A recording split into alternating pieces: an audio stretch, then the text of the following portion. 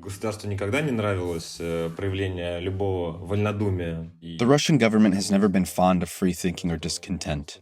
But before, there were more obvious agitators against the state, such as opposition activists and independent media. It's just that the government first went after the opposition, then the media. And only now are the authorities starting to go after artists. I was probably the last voice of the streets that they tried to crush. Таким голосом улиц, который постарались задавить. This was the comment for the Moscow Times of Philippenzo, or Philipp Kozlov, a street artist from Volgograd, ex-Stalingrad, known for his political works, which carry anti-war and anti-police violence themes. In July, he was detained at the airport in Moscow on charges of disobeying the police. You are listening to Russia on the Record, the podcast of the Moscow Times. In this episode, we will explore how Russian visual art has been affected by the war in Ukraine.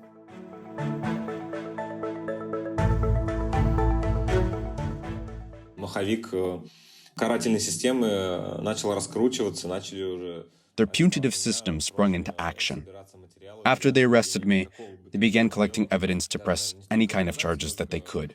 Maybe not so much as to punish me, but to teach me a lesson, and to suppress my art, which, in their view, had the power to influence what people think. Баламутило, по их мнению, умы. In August, after 15 days of arrest, the court ordered to arrest Philipp for the second time. In early September, a case was opened against him for vandalism based on political hatred. In October, Philippenzo announced that he had left Russia. Also that month, the Russian Interior Ministry put him on the wanted list. Даже находясь в спецприемнике, я понимал, что тюрьмой это не закончится. Even when I was under investigation, I knew that I wouldn't end up in a prison cell. It's just not for me, because the way that I feel the images and thoughts that are embodied in my artwork is the same way that I feel I have a certain mission, one which I'm involuntarily bound to fulfill. And going to prison is not part of that mission. I'm an artist. Through me, the universe translates meanings that other people cannot articulate. And I'm not a politician who needs to sit in prison for the sake of his political career, to show that he's with his people, with his country to the very end. The universe has another plan for me. There are still so many stories that I need to bring to life so that they're not lost to the abyss.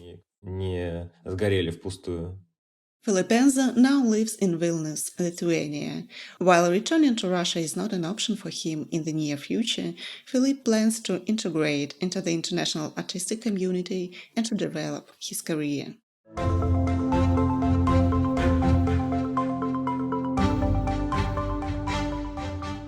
Since the Russian invasion of Ukraine, dozens of contemporary artists have left the country, especially those whose work is related to political themes.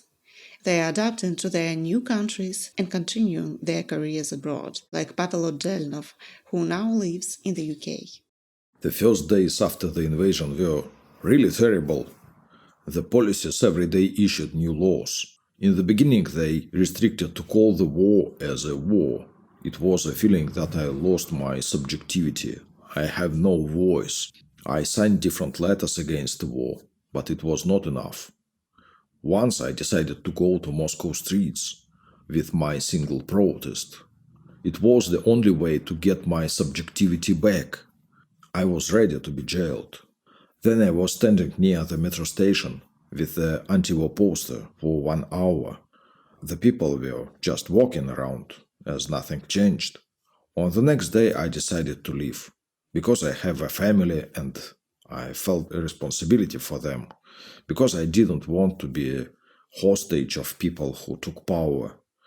I didn't want to be a part of this terrible invasion. This war is not mine. Last year I did a project called Acting Out about the historical background of the war. I've done an exhibition at Pushkin House in London. It was a big project with big-scale paintings. Later, I did some works related to the same topic. I found a symbol of this catastrophe, a black abyss in the sky. Now I decided to turn back to my pre-war previous project Promzona and continue it. I found a couple of topics inside which I have never touched before. I position myself as an artist from Russia. Why should I hide it? Of course, it's not a reason to be proud of it today, but it was not my choice to be born there. I am against the war, and I am against nowadays Russia policies, but I still love my motherland. I believe the policies are destroying not only Ukraine but Russia as well. They destroy it from inside. It's a real catastrophe. At the same time, many contemporary artists decide to stay in Russia, even though they do not agree with Russian politics. Vlada MV Picture also belongs to the community of street artists and also explores sensitive political topics in her works. Like many other artists, she was shocked by what happened to Philippenzo, but under Russia's repressive laws, she decided to change her artistic style and look for compromise in order to stay in Russia. Of course, I feel a lot of pressure from the government, and there is a new criminal law that has appeared. It's called the discreditation of armed forces, and I was tested for it.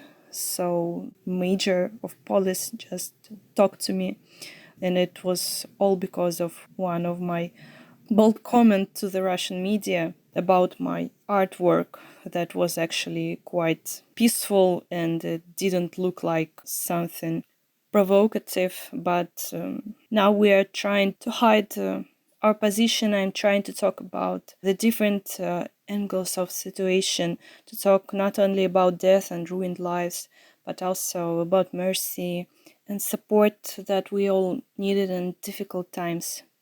So I'm trying to talk more about peace. It actually looks more social acceptable. And I really thought a lot about living in Russia and staying here. I really want to live in Russia, to continue be here, because it's the place where I belong. I love the people here and the culture, all my family here. I born here actually, and it's so important to live in a place where you feel yourself a part of it. And of course, I thought about immigration for the first month of the war. So, what actually can change our living? I think nothing actually. War wouldn't stop just because we lived Russia. It's much more complicated, and I really scared, scared about a lot of things to talk a lot of things in public here. But I want to stay, and I think I will. I hope so that I will. Of course, I heard about the situation with Philippenzo. Actually, I'm not surprised about that. So he always was so courage to express his position and his attitude to the government politics. But I don't really want to imagine myself on his place because he just can't go back in the place he lived actually for his whole life, and it's awful. It's really scary, so I trying to be more careful actually. But I think it's a really important deal to show the world that Russians are against the war. Some artists, despite the harsh new realities and censorship, see the point in continuing to work in Russia, like, for example, Irina Petrakova. Why am I staying in Moscow? There are two things that are important to me. Firstly, there is, of course, some kind of financial element, having the resources to leave, or rather, the lack of the resources that you would need to start a new life somewhere in Europe or somewhere else, and the clear understanding that it would be difficult for me to do it without some kind of support. The second point as to why I stay is, despite facing all these difficulties and being in a depressed state, I work with children and teenagers as an artist, and I very clearly understand and feel that I'm needed here and that this is something that I can influence. Even though it's difficult to have influence on a global level or change what's happening in your country, what I've always done, doing art, including with such an audience, has always motivated and inspired me. This is real work which has real results and helps me understand why I'm needed here and that I can change something. Russian art institutions and museums do not host Western contemporary art exhibitions anymore, and local contemporary art exhibitions do not directly speak about the war in order not to violate wartime censorship laws. At the same time, some institutions, together with artists, find compromises in order to talk about their new reality in figurative Aesopian language, like in Irina's case. I don't feel any direct threat. I'm not under investigation or anything like that, but it's definitely impossible to speak out directly. Moreover, as a person who signed an anti-war letter, I've been blacklisted. This means that I'm unable to take part in any exhibitions in state museums or galleries or any state institutions. Honestly, I don't really need it that much. It doesn't embarrass me. I don't self-censor. As an example, I can give you a story. Last year, my friend and I made a movie about an artist during the war, which was shown by a non-state institution. This institution, nevertheless, found some moments which they said they couldn't show and that it needed to be censored in some way. I told them that I wouldn't self-censor, that I think it's simply impossible, and that if you want to, if you think that you can't show the movie without it, please censor it and show it as it is. We came to some kind of agreement. They glossed over some moments, which looked quite strange, but I thought that it was important to show this movie even in the form in which it was presented at this institution, rather than it not being shown at all. International exchange and cooperation is closed or very complicated for most of the contemporary artists in Russia due to the sanctions and the general isolation of Russia. Alisa Gorshenina from Nizhny Tagil in the Urals is one of rare artists who, staying in the country, continues to develop her international projects.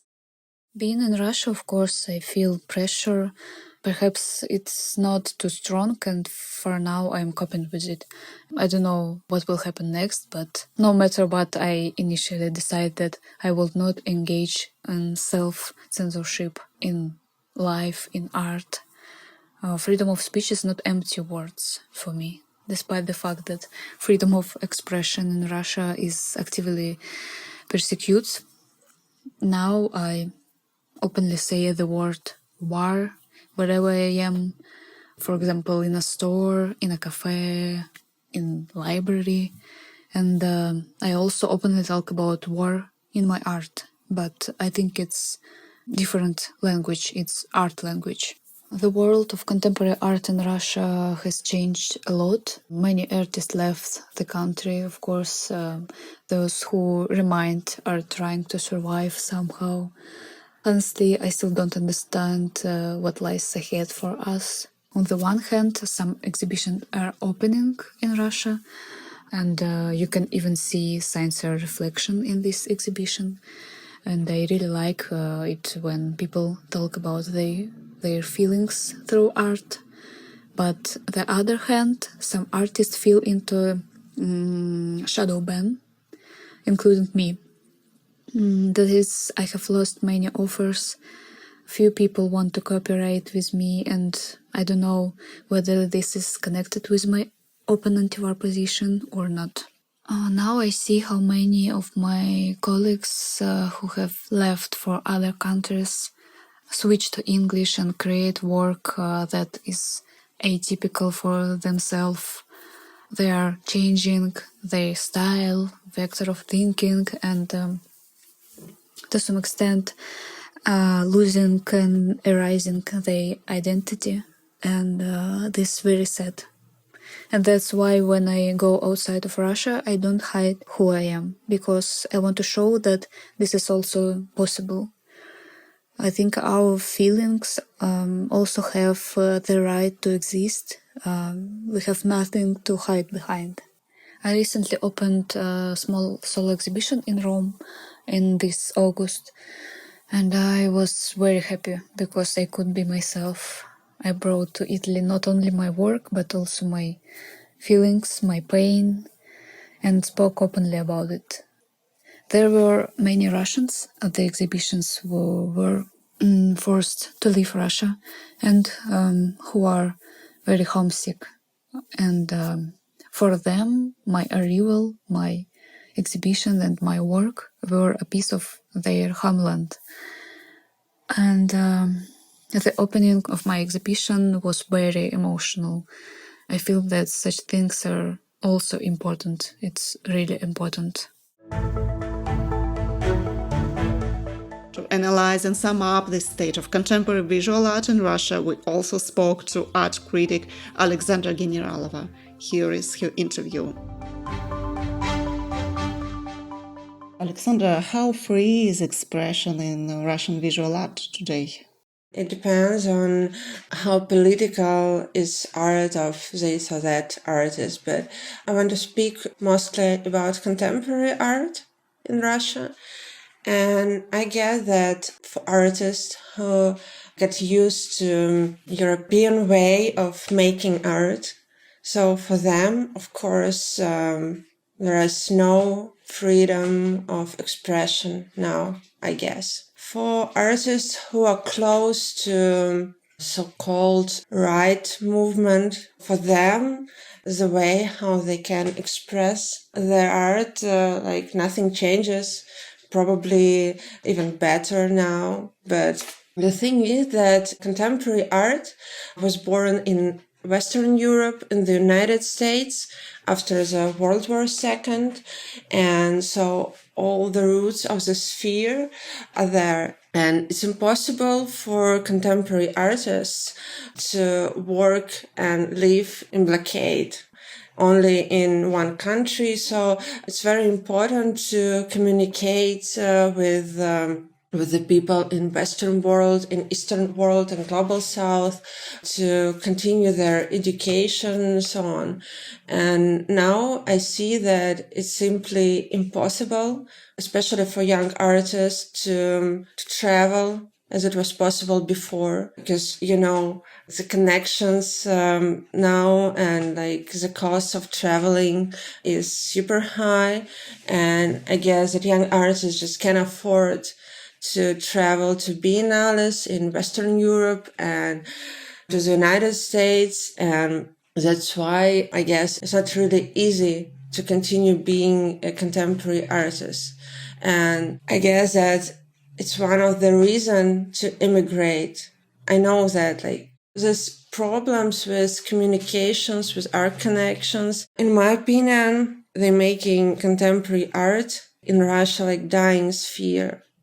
So now the big exhibition halls like Gas 2, Garage Museum, and other Kunsthalles, they don't have any ability to show Western European art of the United States and the Paris, Berlin, New York.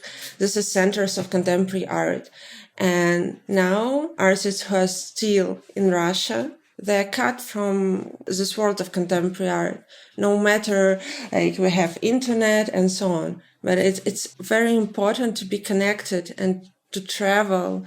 And now I guess only a small group of established artists or curators and dealers with money can afford this process. And returning back to freedom of expression, we're in a very tricky situation. At one hand, there is no censorship in the museum, there are no blacklists that you can read or find in the internet, for example.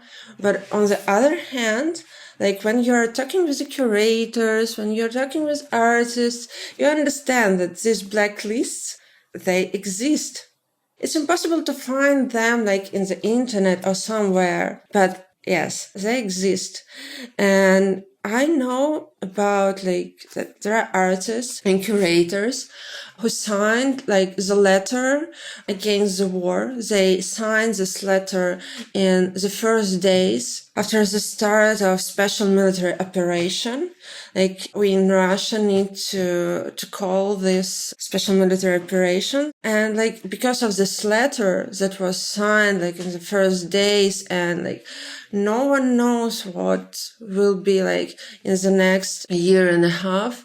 And because of this letter, some artists, they are in the blacklist of some top contemporary art museums. I don't want to tell you which museums exactly have them, but I know about this fact. So personally, I met some kind of censorship while we were like preparing an exhibition in Kargopol. It's like far away city in the north of Russia in Arkhangelsk Oblast. It was kind of censorship that was not like created by government or like the head of the museum, like this kind of censorship that like in the mind of the curators. Some of the curators, some artists, some like heads of the museums, they want to protect themselves. So they don't have any blacklists yet, but they understand that some topics, some artists, like we need to keep in mind that some topics like kind of very tricky and very sensitive. So like, let's just think about how to protect ourselves and our museum and so on. And this self-censorship is everywhere from the first days of this special military operation. But if you look at Moscow art life, at Russia's art life in general, you can see so many exhibitions, art fairs going on, like Moscow, like the biggest contemporary art fair, Blaza, the art fair of the young art. Recently, there was an opening of a contemporary art museum in the city of Perm in the Urals, which was a big event, and art personalities from all over Russia came there. It looks to be very active, but how would you evaluate these art events? Let's start from the simple fact that we can't compare what's going on in Moscow and what's going on in the far away districts of Russia. And Perm also is a city that is famous for contemporary art since that program that started with Marat Gelman, who is now in exile. But people from Moscow and St. Petersburg, they're still traveling to Perm, to the Diaghilev Festival, and it's still one of the most important centers for contemporary art in Russia. But what I want to say that, of course, art life in Moscow is flourishing, and we see a lot of openings. And yesterday I attended 2 openings, but all restaurants are full. I don't know why, but mostly people want to underline that restaurants are full, and it's a sign of normal life. But returning back to exhibitions, Cosmosco and so on, of course, there are Cosmoscos, there are art fair established by Gazprom in St. Petersburg, but mostly this art is compromise, There are a lot of young artists who are still in Russia. There are a lot of artists who fled Russia or just relocate, but they're still connected with their galleries, and they want to be sold on the Russian art fair because they need money, of course.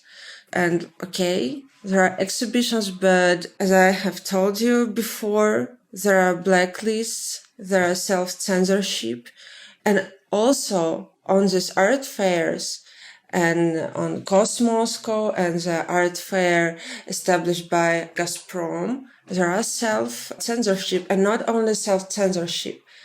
People from the government, from some special departments, they are observing what's going on, and they have the special list, and they can told you, yes, please, these artists, they are inappropriate. And if you are reading Telegram channels about art, you can find this information, and artists, they're sharing this information. But of course, we just mostly people who are still involved in contemporary art in Moscow, they just want to working with eyes shut. Now we have freedom to open some kind of exhibitions. We can still support artists who are in Russia. We can support artists who are studying or living abroad.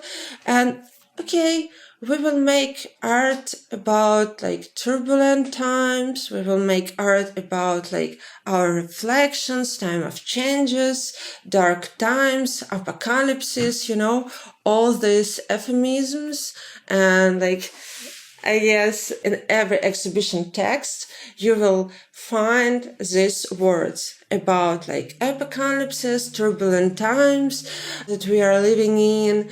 And I get that this is like a narrow path for people who are still in Russia, who are still working contemporary art, to show art to be in this very tricky sphere.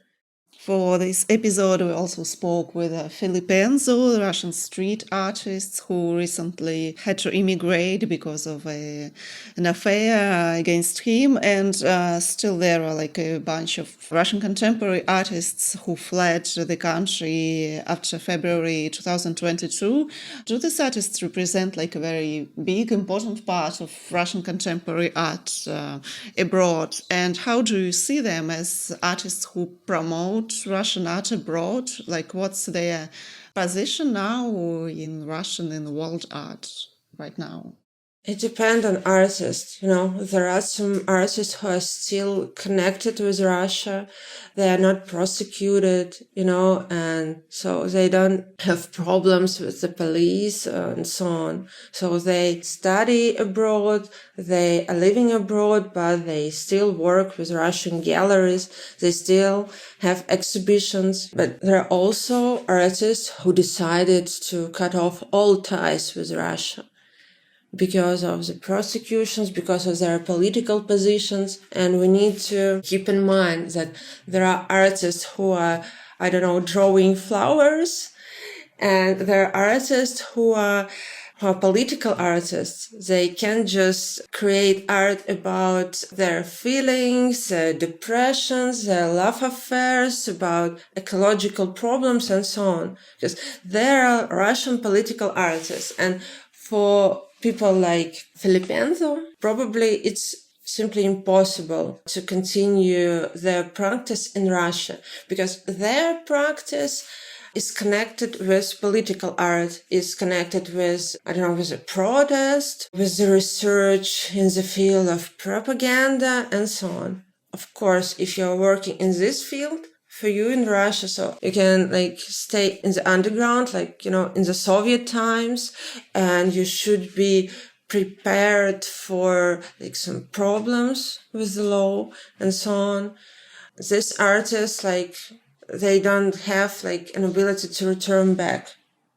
And the artists who are still connected, of course, they're part of the processes in Russian contemporary art. And I guess that everybody can go and study in any country, and people, even in Ministry of Culture, they understand this. Talking about artists who decided to cut off all ties, in my opinion, for them, it's better to start a new career in Western Europe, in the United States, because it's very hard to be the part of the process when you're not connected. If you don't have any options to open the exhibitions in this country, in Russia, if you don't have any options to be connected with the people in Russia because they are living their normal life, visiting Moscow, but at the same time, these artists, they're in exile. They just don't have possibility to return back because they will be put in prison and so on. In this situation, it's impossible, in my opinion, to be the part of the process. They're trying to build a parallel Russian contemporary art in exile. And you can read the Facebook page of Murat Gelman, for example. In the past, he was one of the most prominent Russian curator. And now he is trying, to build these parallel processes, opening exhibitions in Berlin, opening the art residence in Montenegro. But in my opinion, this is not the part of the contemporary Russian art that is created in Russia. It's kind of parallel processes. Because to understand what's going on in Russia, it's better to have an ability to visit Russia. But they're creating their own Russian-speaking art sphere abroad. In Soviet times, Russian artists also faced severe censorship. But still, there were some bright names like Ilya Kabakov, some others. Could we compare today, like the situation in today's Russia, to that of Soviet Union, I don't know, of 1970s? I don't like this types of comparison. Soviet Union was like a completely different country. Now we are living in Russia and we have like another processes. I don't like this kind of comparison, like with Soviet Russia, with Nazi Germany, and all like this discourse is everywhere. I don't want to be part of this discourse. It's very important for me. And the censorship, of course, there is censorship, but like some other kind of censorship. It can be compared to Soviet times censorship, because in Soviet time, there was like Western Europe with the contemporary art and Eastern Europe with social realism. So there was no like that kind of contemporary art in Soviet Union. And now like the situation is very tricky. We're living in like contemporary Russia during the special military operation. There are still museums and kunsthalles of contemporary art like Guest 2, and they still exist, but without exhibitions like Garage. So the contemporary art in contemporary Russia exists, and like it's impossible to find any banner, like no contemporary art in Russia, because it's like Western spoiled art or like something. No, but at the same time, okay, there is Museum of Contemporary Art, but without exhibitions of contemporary art.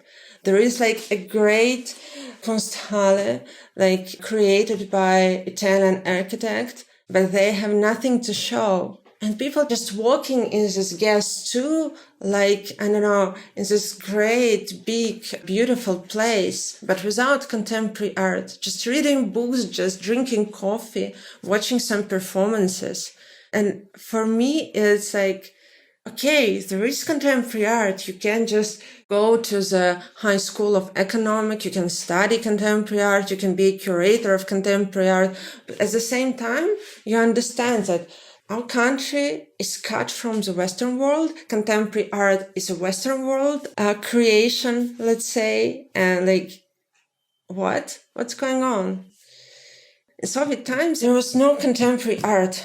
So, and it was impossible to study contemporary art, or I don't know, to be a curator of contemporary art. And now you can be, but for what purpose? Like, and this is the problem. Contemporary art is not banned in our country, but we know that we just can't be curators and artists like it was before the start of the military operation, because some ties are cut, because it's impossible to travel cheap and freely, because we understand that if we want to live in this country, we don't need to touch this and that topics.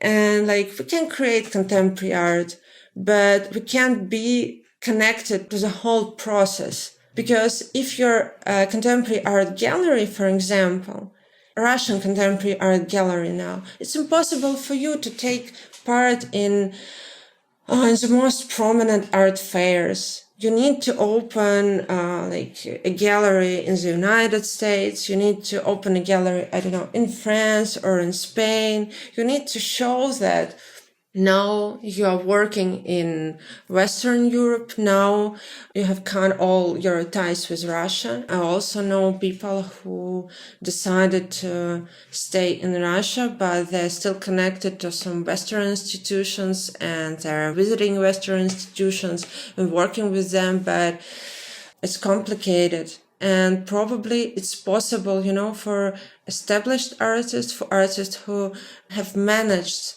to build these connections before the start of special military operations. And talking about young artists who are studying, who are trying to develop their career, some of them, they have never been to Western Europe, you know, because COVID, then special military operation and so on. And like for them, I guess it's very complicated because there was time before special military operation, before the Crimea, when Russian artists were very welcomed in the West, especially after the disintegration of Soviet Union. And in that times, a lot of artists, they build these connections. So artists who are in their 40s or in their 50s, okay, they have a lot of friends there, they have galleries, and they know how to find financial support and so on. And artists who are 22 or 23, I don't know. For them, it will be very, very hard to live in Russia, to study in Russia, and at the same time trying to make new connections with the Western institutions, because they have never been there because of all the situations. I believe that, but it's very important, that now the only narrow path for the curators and for artists is archiving. Working with the archives, working with the archives of contemporary art in Russia, researching archives, creating archives of street art, of contemporary art, and working with this topic. I guess it's quite safe. And I believe that most of the curators and artists, they want to be safe. They don't want to go to prison. They don't want to suffer, They're suffering, of course. They're suffering every day, but they don't want to go to prison. So they need to find this narrow path to still be an artist, to still be a curator, to still be a researcher. And probably working with the archive is the solution. And I'm observing our art scene, and I see that a lot of artists and curators, they're choosing this path, because talking about the current situation freely, it's unsafe. And not only because of the severe censorship, I can't call it severe censorship, because, severe censorship is in Iran, I guess. I guess it's severe censorship is in Afghanistan. And comparing to this country, I can't say that there is a severe censorship in Russia. But it's unsafe, I guess, to create political art against the current government, against the special military operation. It's very unsafe. So if you're an artist whose practice is connected with political art, it's better to relocate and continue your practice somewhere in France, or I don't know, probably in Georgia, in the United States and so on, if it's possible. Of course, not everybody have an ability and financial support to relocate, to emigrate. So I believe that there is very bright and interesting contemporary art, not only in exhibitions halls, not only in galleries, but somewhere underground. And I know that there are underground places, exhibitions, and probably some interesting processes. And there are some interesting processes underground, but we'll see. Maybe after 10 years or even 5 years, we'll find out what was created, there underground, under the surface. Because on the surface, we see some compromise. Was a compromise. The art that is exhibited right now is a compromise. To sum up this episode, we will end with a comment from Philippenzo. Даже у самых темных, самых трагических событий... Even the darkest, most tragic events can lead to something positive. Throughout history, war has always been a catalyst for progress. I'm sure that this war, besides the fact, of course, that it's monstrous and has already brought and will bring a great deal of pain, suffering, and tragedies, even with this war, new sprouts of life will grow from the ashes. Somehow things will get better.